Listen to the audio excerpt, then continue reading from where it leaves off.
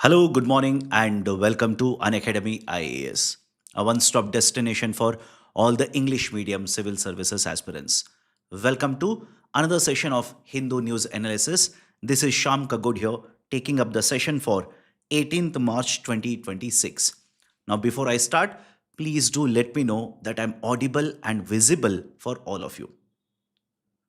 Those present in the session, can you please give the confirmation? Am I audible and visible for all of you?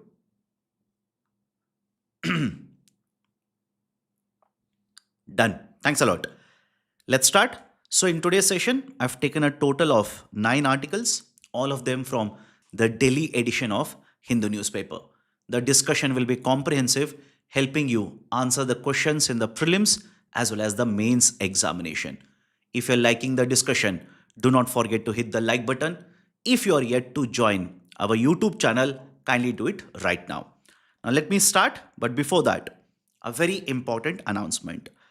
With the announcement of the UPSC Civil Services Examination 2025, we have seen that the learners from the Unacademy IAS online classroom program have featured in the list.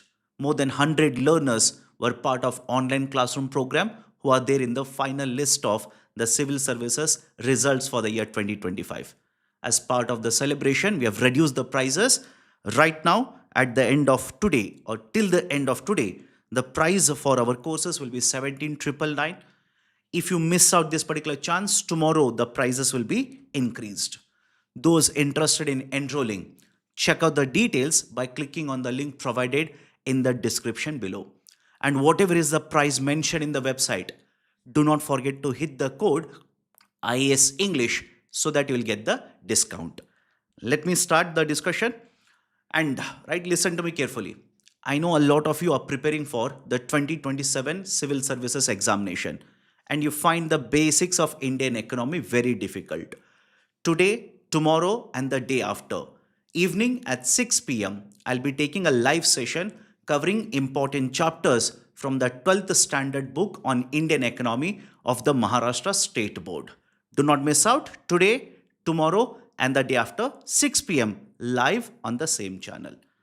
Let me start the discussion. First important article, why the affiliation system is outdated. What is the reason? Why should we shift away from the affiliation system? First and foremost, what is the concept of affiliation system?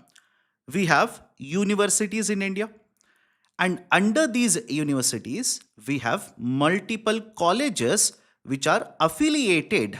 Affiliated essentially means linked or connected. So we have multiple colleges which are affiliated to the universities.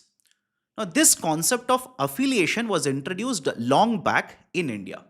And the logic of introducing the affiliation system was the universities will oversee the functioning of multiple colleges. And the objective was that when you have a university overseeing the functioning of the colleges, you will essentially get a standardized curriculum. The syllabus that will be provided to all the colleges and within the colleges to all the students who are getting a graduation or post graduation, etc. The syllabus will be uniform. The coverage, number of hours, the administration, etc. will be overseen by this university under which multiple colleges are affiliated. With this objective, we have introduced the system of affiliation. But over a period of time, we have also seen that there are problems with this kind of an affiliation system. And that is the precise reason the National Education Policy, NEP, the NEP announced in the year 2020 has proposed to move away from the system of affiliation.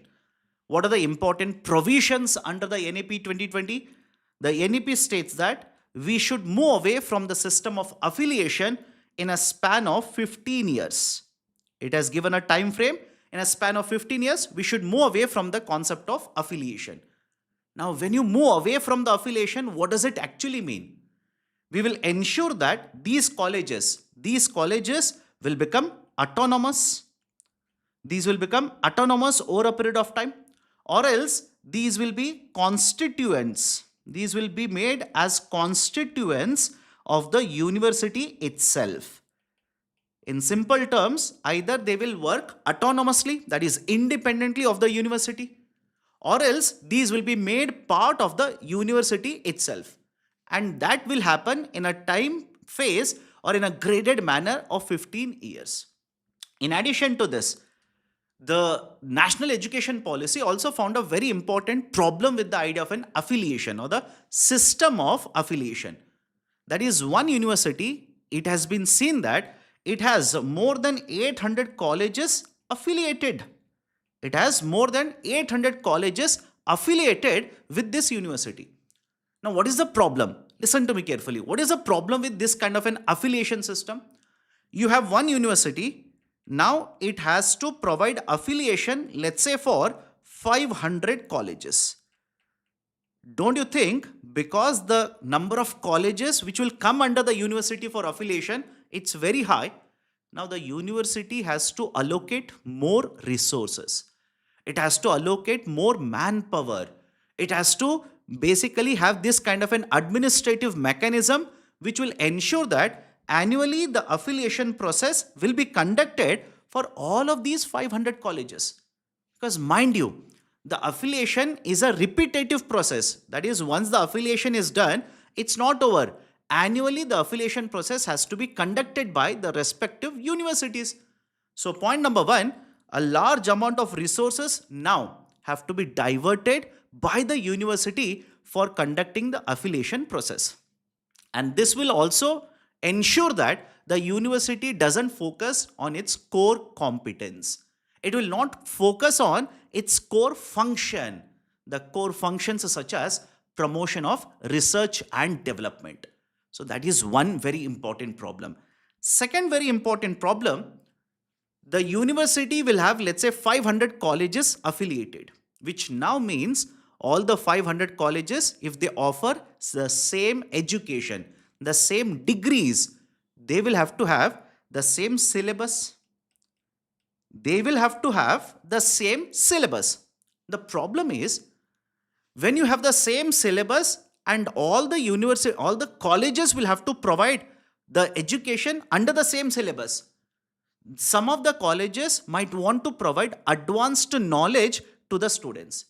Some of the colleges might prefer to basically provide better knowledge, better, let's say, the curriculum or better syllabus to the students. Now, because the syllabus has been decided, which is uniform for all these 500 colleges, some of the colleges will find it very difficult to differentiate themselves apart from the other colleges. Everybody is okay? That is the second issue. The third issue is, now the university has to change the syllabus. For all the 500 colleges, it has to change the syllabus, especially in certain graduation levels. For example, engineering. On day-to-day basis or from one year to the next year basis, there will be introduction of new technology. There will be introduction of new machines, etc. Now, if you want to teach that as a part of the syllabus, first and foremost, the university has to change the syllabus. But because there are so many colleges affiliated to the single university, now the time taken for revising the syllabus, the time taken for updating the syllabus, it will be very high. As a result of this, the syllabus that is taught to the students, a lot of times, some of this particular syllabus can be outdated. So the problem with upgrading or updating the syllabus is one of the issues that is faced by the colleges because of the affiliation system. And one more very important concern associated with this is, all the colleges are not the same. And when I say all the colleges are not one and the same, I'm talking in the context of, let's say, the quality of the teachers in the classrooms, the classroom infrastructure, the digital tools or the technologies that are used by the faculties to teach the students, the quality of the design or quality of the labs which are present in each of these particular colleges. So when you have a uniform syllabus for all the students across all the colleges which are affiliated to this university, because of the lack of administrative help, because of lack of quality teachers, etc. The quality of the students which are coming from all these colleges will also not be the same. And that is the precise reason a lot of times in the newspaper, you would have come across one survey which states that a lot of percentage of graduates in India are unemployable. A large percentage of the graduates in India are unemployable. Meaning what? They have the graduation degree, they have a qualification, but they do not have the right skill sets which is needed by the labor market in order to offer them a job. And this is one of the outcomes because of the affiliation system that we are practicing right now. Is everybody okay with the discussion so far? Please do let me know. Is everybody okay with the discussion?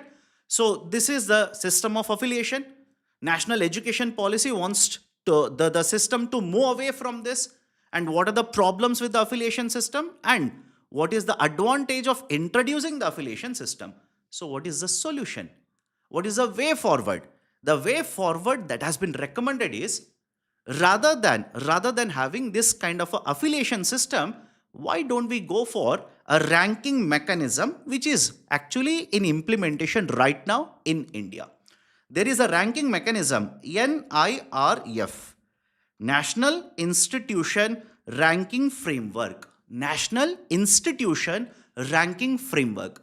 This was introduced back in the year 2015, and the first round of ranking was published from 2016. And thereafter, universities, right, colleges, and many other institutions in India have been ranked under this particular framework. So there is a better mechanism in India. So let's implement the NEP policy effectively in this context and move away from the system of affiliation to the system of ranking under NIRF. This is the recommendation that has been provided in the article. Now, based on this, let's look at an MCQ. Consider the following statements. National Institutional Ranking Framework was launched by Ministry of Human Resources and Development. Second, the National Educational Policy promotes affiliation of higher number of colleges to maintain quality education. How many of the two statements or which of the two statements are correct? Do let me know the answer. What is the correct answer? Some of you have stated option B. Some of you have given option D. Let's start. Oh, now some of you have stated option A and one of you have given option C. So basically you have taken care of all the options which are there in the question paper. Anekta mein ekta, Bharat ki visheshata. Right? All the options A, B, C as well as D. Let's start. National Institutional Ranking Framework was launched by Ministry of Human Resource and Development. Listen to me carefully. Was this launched by MORD? Right? I'm sorry, MOHRD? The statement is correct. Launched. Please listen to me very carefully. Right now, do we have the Ministry of Human Resources Development? Answer is no. Right now, we do not have the Ministry of Human Resource and Development. It was set up back in the year 1985. But very recently, back in the year 2020, the Government of India has renamed the Ministry of Human Resource Development into the Ministry of Education. But the statement simply says NIRF was launched by the MOHRD, which is correct by the way. Right? It is published right now by the Ministry of Education, but it was launched by the Ministry of Human Resources Development. Statement 1 is correct. And I've already told you NIRF was published for the first time in 2016 and proposed in 2015. The National Education Policy promotes affiliation of higher number of colleges to maintain quality education. This is incorrect. Instead of affiliation, it says move away from the affiliation. In fact, there is a restriction imposed on how many colleges can be affiliated with an university. The NEP 2020 says up to 300 colleges. Please remember this. Up to 300 colleges can be affiliated with a single university. And that has been done in order to ensure one university will not be affiliated with a large number of colleges, which was situation earlier. So second statement is incorrect. First statement is correct. Right option is option A. Right option is option A.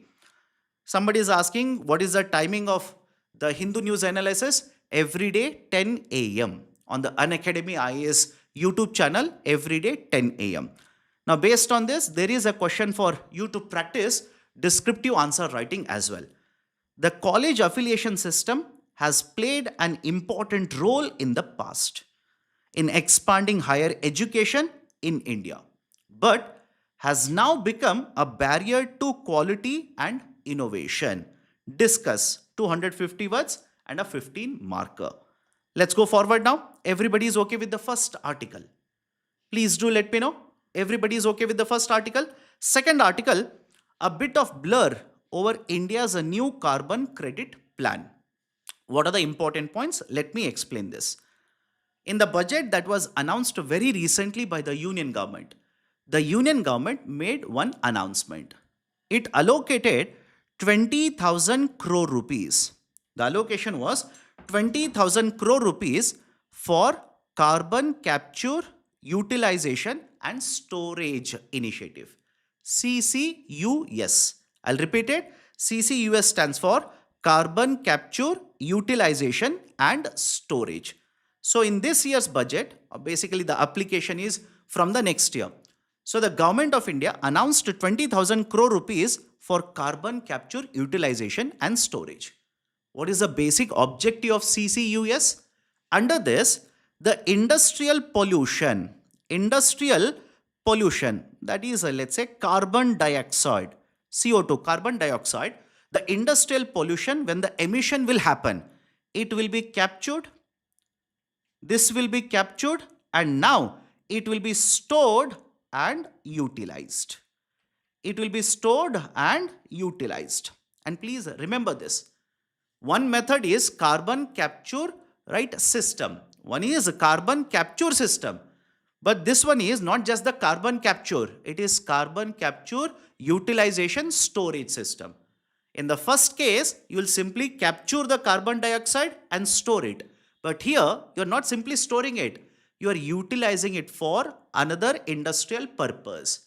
Why is this required? What is the logic behind the announcement? Listen to me very carefully.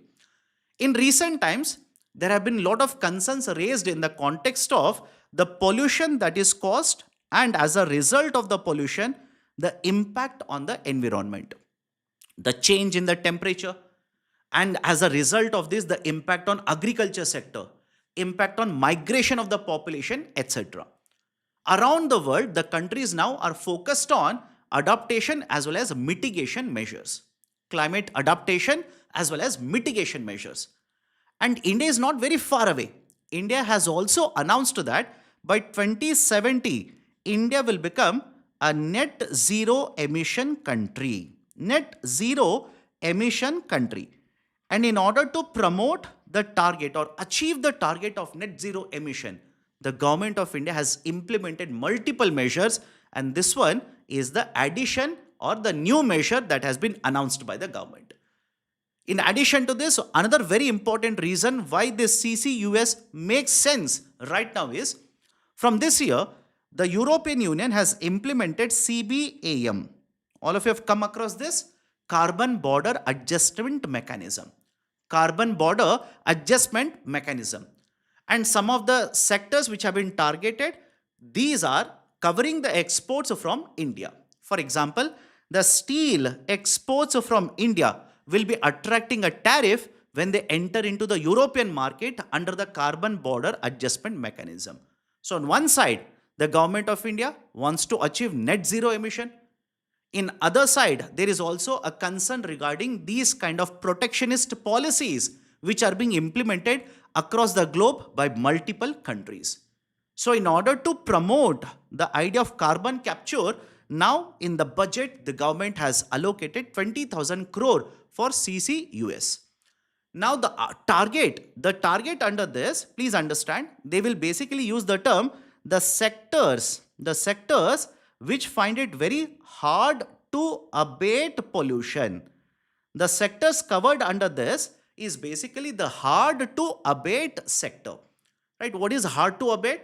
There are certain industries in India. For example, the ones which are involved in production of steel and iron. Steel and iron. There is a cement production industry, right, etc. These particular industries find it very, very difficult to reduce emissions. No doubt, there is a promotion of renewable energy production, consumption of the renewable energy which is produced, but at the same point of time, we do not have that kind of a technology where the emissions under these particular industries can be reduced to zero. In order to adjust or in order to basically reduce the emissions, we have introduced carbon capture, utilization and storage, right, process, or CCUS, right, initiative. Like I've said earlier, under this basically we are going to capture the carbon which is emitted and then it will be utilized for, right, basically production in other industries. What is the other point of discussion in the article? Now there is a confusion. The finance minister simply announced that we will allocate so much amount of money for the next 5 years for CCUS. Now the confusion is, will it be used only for implementation of the initiative covering industries, or it will also cover the farmers? Will it cover the farmers or it is going to cover only industries? The article simply says, when you look at the background document, what is the background document here? In the month of December 2025, there was a plan, or there was basically a document which was published by the Department of Science and Technology. In this particular document, they have basically stated that the carbon capture, right, the storage and utilization will be used only for certain industries, not for agriculture sector. It will be used only for certain industries and not for agriculture sector. And some of you might be thinking, sir, why not agriculture sector? In agriculture sector also, lot of emissions will happen, etc. The problem with covering agriculture sector under the CCUS is the fact that the agriculture happens throughout India. Agriculture is spread throughout India. Whereas industries, if they are located especially in a grouping like this, it is very easy comparatively for us to go for carbon capturing. So that is the precise reason. Although there is a confusion, the article simply clarifies that based on the document which has been published by the Department of Science and Technology, the CCUS will be used only for industries which are finding it very hard to abate emission, not for agriculture sector. But for agriculture sector, there is a carbon credit framework. There is a carbon market that has been proposed by the government of India. Farmers can tap into the carbon market, and whatever initiatives the farmers are undertaking, right, which are reducing the pollution, which are reducing the emissions, or which are absorbing the emission, they can get the carbon credits and get the benefit by trading them in the carbon market. So these are certain important points in the context of the CCUS article which has been published in the central page or opinion page. Now based on this, here is an MCQ. I want you to solve the question and tell me what is the correct answer. Consider the following statements regarding carbon capture, utilization and storage. CCUS is a type of climate adaptation strategy.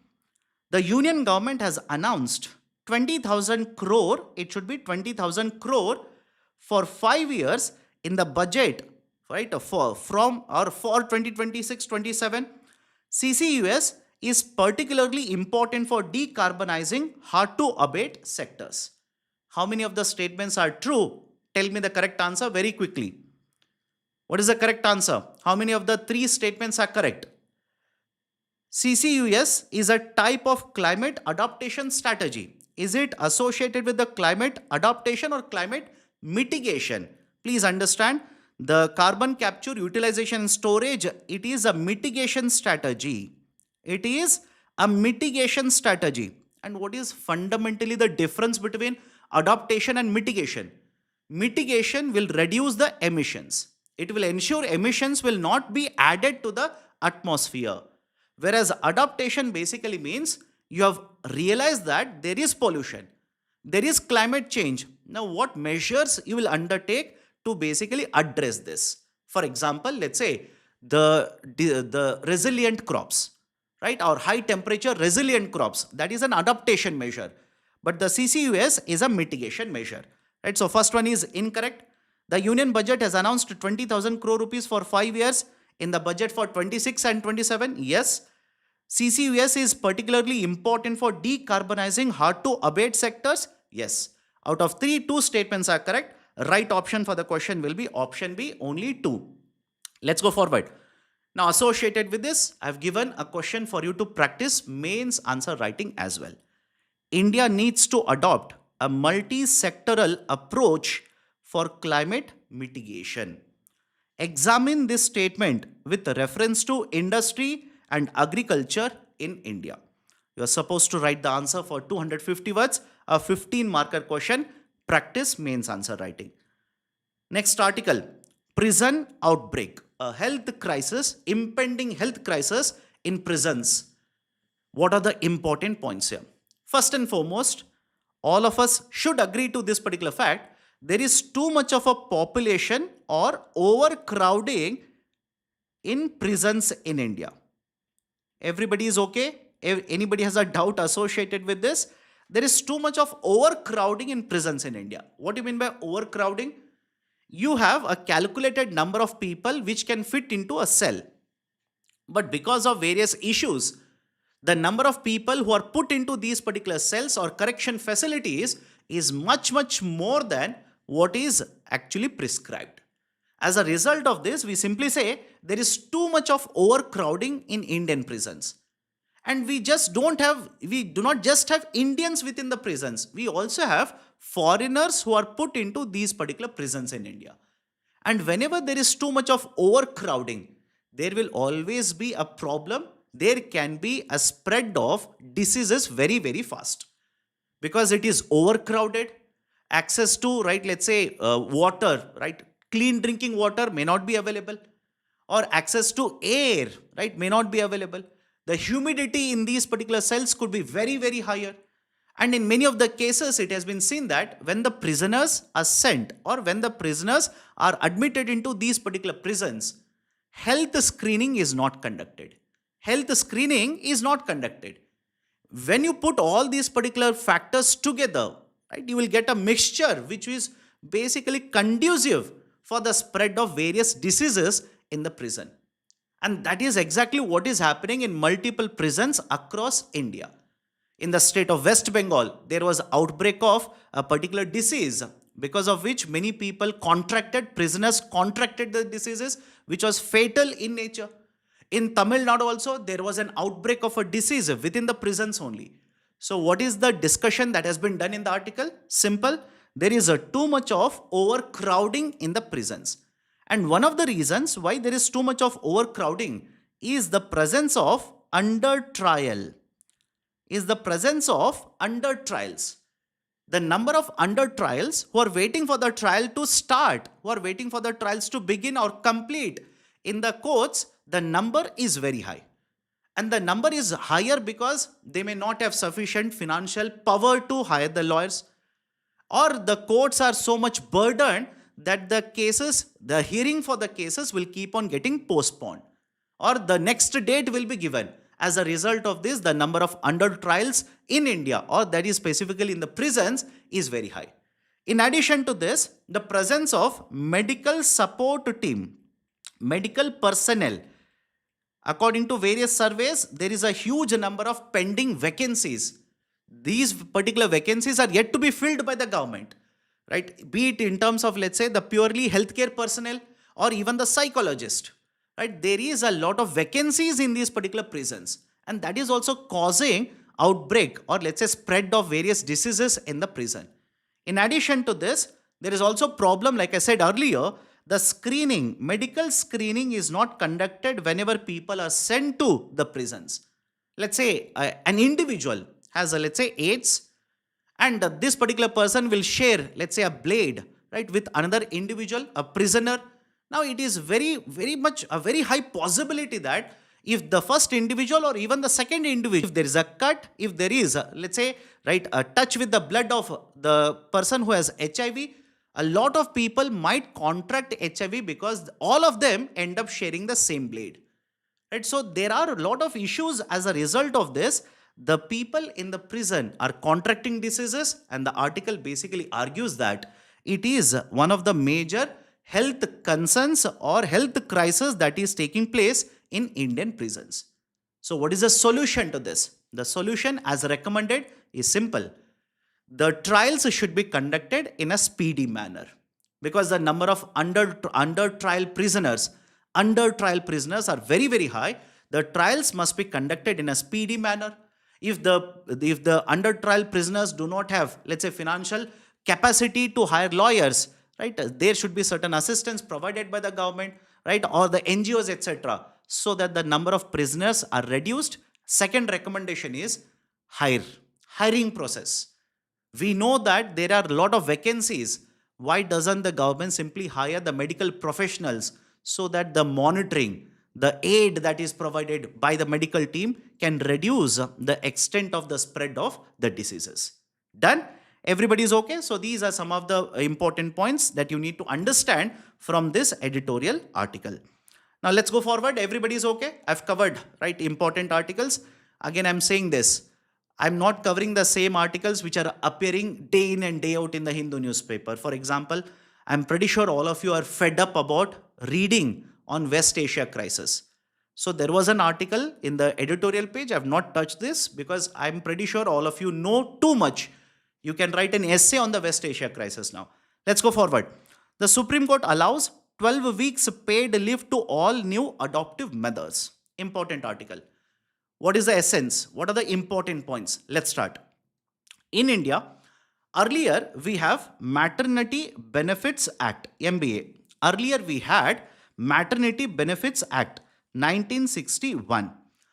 This particular Maternity Benefits Act was amended by the government back in the year 2017, and more reforms or more measures were implemented for pregnant and lactating women.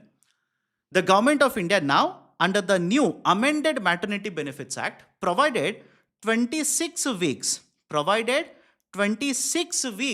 of paid leaves. Provided 26 weeks of paid leaves for, right, let's say, the pregnant women. These were supposed to have worked for certain minimum number of days, that is at least 80 days in the last 1 year in the company. And you could basically avail these particular maternity leaves 8 weeks before, right, 8 weeks before the due date. But during this particular leaves that you have applied, the employer is supposed to pay the salary to you, and the employer is not supposed to fire this employee because they have availed the maternity benefits. In addition to this, any company which will have 50 or more than 50 employees, they were also supposed to provide creche facilities. Creche essentially means a particular room or particular facility where baby care can be provided. The mother can provide care for the baby. So 50 plus employees are there in the company. You are supposed to mandatorily provide the creche facilities. So these were the provisions of the Maternity Benefits Act. But what if here in this particular case, the mother is adopting a child, right? Not the natural birth, but rather adopting the child. In such cases, the Maternity Benefits Act under Section 60 has a provision which said, if the mother is adopting, right, basically, and the baby is younger than 3 months, if the baby is younger than 3 months, then 12 weeks of maternity leaves will be provided, paid leaves will be provided. What if the baby is older than 3 months? In such cases, no leaves will be provided. Is everybody okay? Right? If it is younger than 3 months, basically 12 weeks of paid leaves. If it is more than 3 months, no paid leaves will be provided to the adopting mother. Now, this was challenged in the Supreme Court of India. Supreme Court of India simply said, maternity is not just associated if you give the birth to the child. Maternity is not just when you give the birth to the child. Maternity basically involves providing care for the child as well. And when you are basically, right, let's say, adopting a child, you will have to provide the same amount of a care just like a mother would provide when she has given the birth. So the argument of the Supreme Court in a 100+ page judgment, the Supreme Court simply said maternity is not just associated with giving birth, it is beyond giving birth as well. And citing this, and the Supreme Court has basically mentioned that the section 60 is in contravention of Article 14 and Article 21. Article 14 and Article 21 of Indian Constitution, violating these particular fundamental rights. Citing these reasons, the Supreme Court of India struck down the section 60, which is talking about the maternity leaves. Now the Supreme Court simply says, whether you are adopting a child, whether it is younger than 3 months or more than 3 months, doesn't matter. You cannot differentiate. In fact, the Supreme Court highlighted the fact that when it is adopted, when the child is adopted, younger than 12 or more than 12 weeks, doesn't matter, the mother has to provide the same care. If you're not going to provide paid leaves, now the mother will be in a dilemma. Should she continue to provide care for the adopted child, which is hers now, or should she continue to go to office? In this particular dilemma, a lot of times one of the decisions will be taken. These mothers will be forced to quit the job, or the company will be firing these particular mothers. So the Supreme Court said it is not going to be allowed, whether it is younger than 12 weeks or more than 3 months, doesn't matter. Same 12 weeks of paid leaves will be provided to the mothers who are adopting. Is everybody okay? In addition to this, the Supreme Court also has given one more very important directive to the government of India. The directive is, we are most of the times focused on the maternity leaves when the child is born, adopted, etc. We are more focused on the maternity leaves. Why not focus as well on paternity leaves as well? Because the father also has to be part. Father is also part of the family. So why not we focus on the paternity leaves also? So a directive has been given to the central government to look into providing paternity leaves upon birth of the child. Is everybody okay with the discussion? This is the latest Supreme Court judgment in the context of maternity benefits. Now let's look at an MCQ here. Consider the following statements on Code on Social Security. Now some of you might be thinking, sir, you discussed on the concept of Maternity Benefit Act of 1961. But the question that you have provided is Code on Social Security. Why? Reason is very simple. Right now, we do not have a separate Maternity Benefit Act. Is everybody okay with my statement? Do let me know. Right now, we do not have a separate Maternity Benefit Act. We have introduced 4 labor codes. All the 4 labor codes put together have subsumed, 29 laws of the central government. Yes or no? Please tell me. 29 laws of the central government. One of the law is Code on Social Security. The Code on Social Security has subsumed the provisions of Maternity Benefit Act of 1961. That is the precise reason I have given a question on Code on Social Security now. Let's start. It has provisions for maternity benefits. Yes, that is true, by the way. It has provisions for the social security for the gig workers and platform workers. Remember this. Code on Social Security 2020 is the first piece of legislation in India. First law in India which has provided social security benefits for gig and platform workers. Definition has been provided now to define who is a gig worker as well as the platform workers. And social security benefits have been provided for both the workers. This is the first law in India providing the benefits like this. Statement 2 is correct, by the way. Third one, the Code on Social Security has subsumed 9 central laws. This statement is true. This statement is also true. Let me give you a bit of nugget here, a small nugget here. I said the 4 labor codes have subsumed 29 central government laws. What are these particular 4 labor codes? Code on Industrial Relations. It has subsumed 3 central government laws. You have a Code on Wages. Code on Wages. It has subsumed 4 central government laws. We have Code on Social Security. Just now we have seen it has subsumed 9 central government laws. And in addition to this, there's a code on safety, occupational safety. There's a code on occupational safety, health, etc. So this particular code has subsumed 13 of the central government laws. My suggestion, please memorize this. Is my statement clear for all of you? Do let me know. My suggestion, please memorize this because the 4 labor codes have been notified by the union government last year. So the third statement is also correct. Code on social security has subsumed 9 central laws. Right option for the question will be option C. All the 3 statements are correct. Let's go next. Next article. Definition of industry will be overseen or looked into by the Supreme Court of India. Very interesting discussion, by the way. What is the definition of an industry? What is industry? Now the Supreme Court of India will look into the definition. What is the logic? Listen to me very carefully. There was a judgment that was given by the Supreme Court of India. I think I've written the title of the judgment here. Yes. There was a judgment back in the year 1978 which was issued by the Supreme Court of India. Bangalore Water Supply and Sewerage Board versus A. Rajappa case. Under this particular case, the Supreme Court defined what is an industry. Please remember, Supreme Court defined what is an industry. And this is basically called as a triple test. It was used as a triple test. What is that? The Supreme Court stated any organized activity where employers and workers work together to produce goods or provide services that meet human needs can be treated as an industry. Is everybody okay with this particular definition? Please have a relook. Have a relook as well. Why? This definition or the interpretation that was given by the Supreme Court now was taken and a triple test was designed to basically identify which is an industry, which is not an industry. And what is a triple test?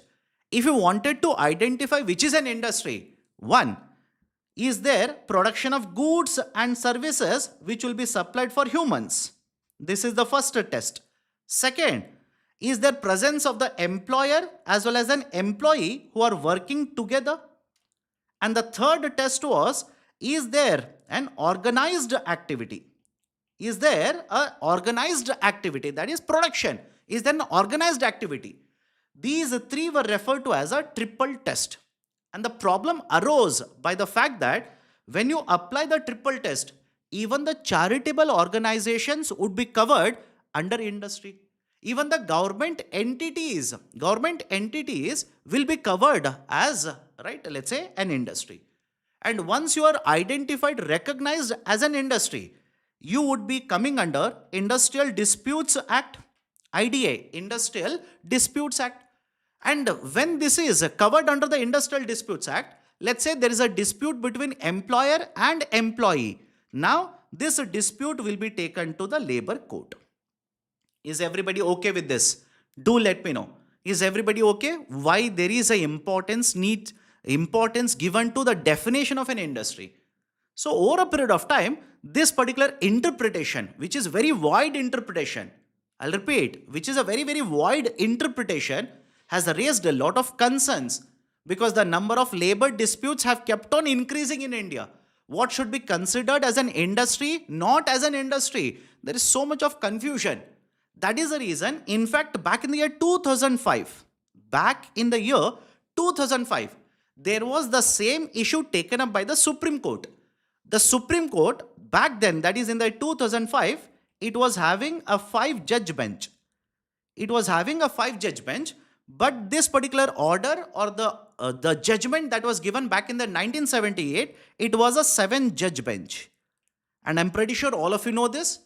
Whenever, right, you have a larger bench which has issued an order, that particular order can be reinterpreted by a much larger bench, not a smaller bench. So a 7-judge bench issued the order in 1978. The issue came up again in the year 2005, but it was a 5-judge bench. They could not decide. Now that is the precise reason the Supreme Court of India, have a look at the title of the article. Supreme Court has notified a 9-judge bench which will hear whether, right, this should be classified as an industry or what should be the definition of an industry. Is everybody okay? Right, so this particular hearing has begun. Let's wait and see what will be the final order or the judgment issued by the Supreme Court of India. Everybody is okay? Can I move forward now? Do let me know. Can I move forward? Next important article, NCTP members oppose a Transgender Persons Bill. NCTP basically stands for National Council for Transgender Persons. After the Supreme Court judgment, that is NALSA judgment, right? The NALSA judgment was issued back in the year 2014. The Government of India introduced Transgender Persons Act back in the year 2019 and provided legal recognition as an operation of the judgment that was issued back in the year 2014, provided legal recognition to the transgender persons in India. But now the Government of India has introduced a new bill. They want to make certain changes to the Transgender Persons Bill or the Persons Act of 2019. The bill has been introduced and certain provisions under the bill now have been opposed by the transgender community. Right? What is the opposition? Simple. According to the original bill or according to the original act, there was the concept of a self-identification. That is, you want to be recognized as a transgender, you need to go to the district authorities, right? Give a self-identification declaration, and now they would issue a card, right, to basically identify you as a transgender. What has the new bill done? What has it proposed is very simple. A board, medical board shall be set up by the district authorities. Simple, no more self-declaration, no more self-identification. But a medical board shall be set up by the district authorities, right, where medical experts will be appointed, and this medical board will give a recommendation to the district authorities whether to issue an identity card to the transgender or not, based on the test, based on the physical examination that the medical board will do. But the opposition is on the lines or on the fact that we should continue with the self-identification only. Reason being, in Indian community, even today, right now, if you basically look at the Indian setup or Indian system, there is a certain phobia which is against the transgender community. So in that particular situation where people hate a certain, right, let's say transgender, where people, right, basically don't want to be associated with the transgender, right, they don't want to be near the transgenders, etc. In that particular situation, if you set up a board, what if the members of the board already are predisposed against the transgender community? So in addition to multiple other oppositions, this is the main point of contention.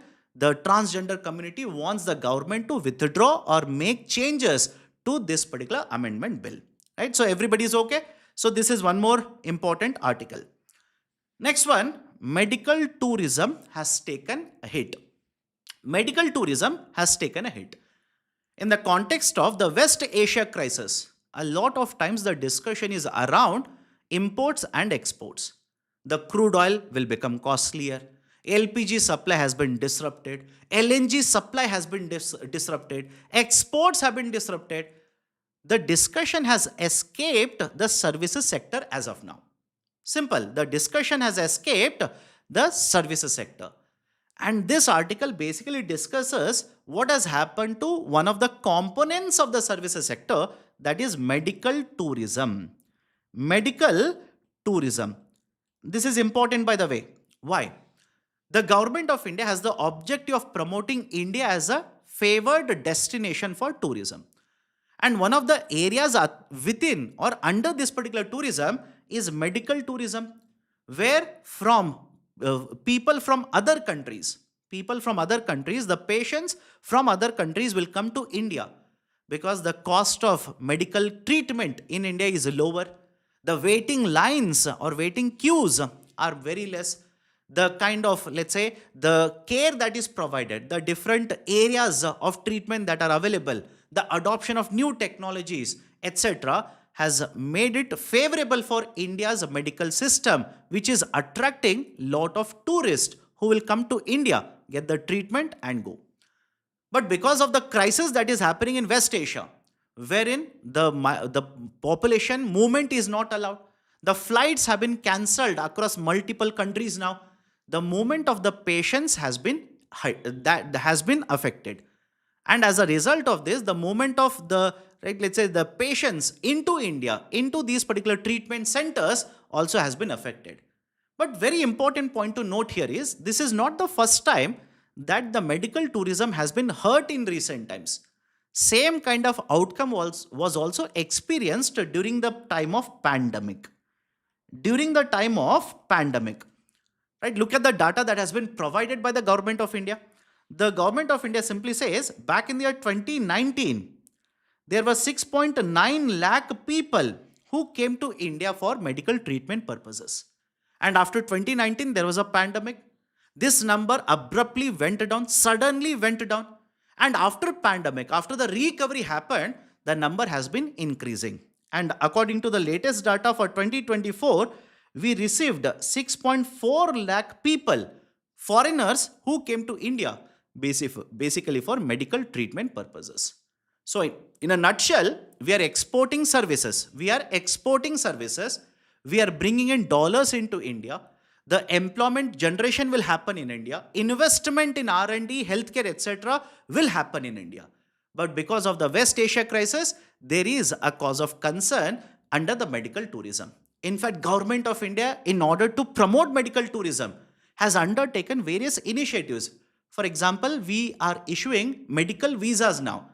Not just for the patient, even for the, right, let's say the person who will be along with the patient, even for them, we have made it very easier to get visas. We have extended the time period for medical visas. We have set up a website, a platform, Medical Health Tourism India, under which all the information, empaneled hospitals, right, whom to contact, etc., all this information is made available at the fingertips of the foreign patients. So at this particular point of time, what is happening in West Asia is having an impact on medical tourism. And the last point to note in this case is the impact is not uniform across whole of India. The impact is not uniform across the whole of India. What is the meaning? In the northern part of India, we used to receive a lot of patients who used to come from the West Asia. And that is where the flow of the patients has taken a hit. But in the southern part of India, no doubt we receive the patients from the West Asia. But in addition to that, we also receive the patients from other parts of the world. For example, from the SAARC countries, because accessibility is much easier for them. SAARC countries.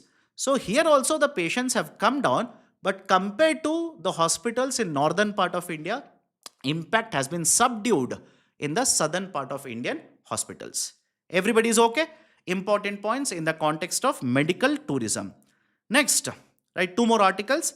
Shiksha Adhishthan. Shiksha Adhishthan, right? Certain updates have been provided in the context of Shiksha Adhishthan.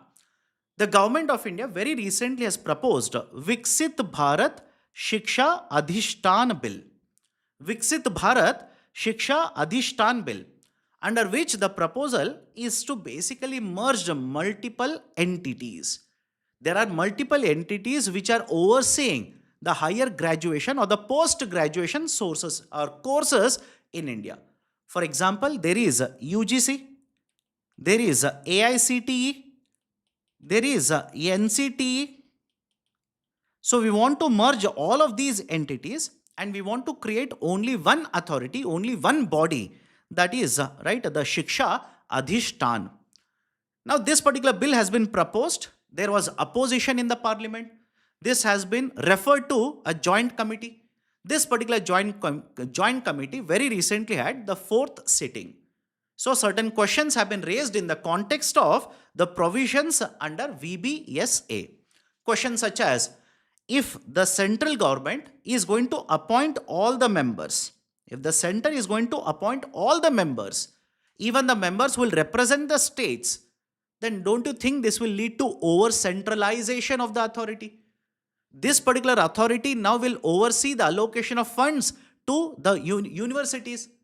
We don't want the central government to control all the universities in India. This will lead to over-centralization. and this is against the federalist nature which has been provided under the Constitution. Another concern which has been raised is in the context of the details which have been provided in the provisions of the bill. The argument of the members is that the details are not provided, only the skeletal nature is there. Skeletal nature means very few details are provided. Very few, right? Let's say the numbers, etc., are provided in the bill, which means when the central government will formulate the rules, it will have a lot of flexibility, it will have a lot of freedom, where it can again lead to over centralization of, right, let's say, this particular authority. So there are certain concerns which have been raised, right, in the meeting, in the joint sitting, that has been reported here. Now, the last article for today, faster implementation of piped natural gas projects or infrastructure. Faster implementation. The central government has directed the state governments to clear the projects, to clear the approvals, so that the implementation of the projects for piped natural gas will increase. What is the logic behind this? Listen to me very carefully. India is import dependent in the context of LNG, correct? Liquefied natural gas. Liquefied natural gas. India is also import dependent on LPG, liquefied petroleum gas. The problem in the context of both of them is, yes, we are import dependent, but the import dependency in the context of LPG is much higher. Is it okay? The import dependency under LPG is much higher. And a lot of these imports associated with the LPG comes or pass through the Strait of Hormuz. And I'm pretty sure all of you know what is happening in the context of Strait of Hormuz. So there is a higher disruption in the context of LPG supply in India. So what is the solution? Yesterday also we had a discussion on this. What is the solution is, the government of India wants people to shift from LPG usage to LNG, that is provided in the concept of PNG, piped natural gas. Piped natural gas. That is just like you get access to water through pipe supply. Now you will get access to the natural gas, but basically it is called as a piped natural gas. As of now, the PNG supply is very much concentrated in India. Very few of the cities have PNG. But the government's argument is, within the cities only, there are a lot of households which are in the vicinity of the PNG. So government wants the households to apply for the PNG connection. Even the Petroleum Natural Gas Board, PNGRB, has recommended that the fees, the implementation fees or the charges which are generally collected from the customers when you provide the connection, let this be waived off. More and more connections should be established or provided, so that the dependence on PNG will increase and automatically the dependence on, right, LPG will go down. But moreover, please understand, we have more than 33 crore households. I repeat, more than 33 crore households which are availing LPG, and hardly around 1.6 crore households which are using PNG right now. So there is a scope. We should expand the PNG connection so that the dependence on the LPG will automatically go down. So this is basically associated with the reform. Everybody is okay? So these are the 9 articles, the concepts as well as the questions I wanted to discuss with you people in today's session. If you have liked the discussion, do not forget to hit the like button. If you are yet to join our YouTube channel, kindly do it right now. That's it from my side in today's session. See you all next time. Have a great day.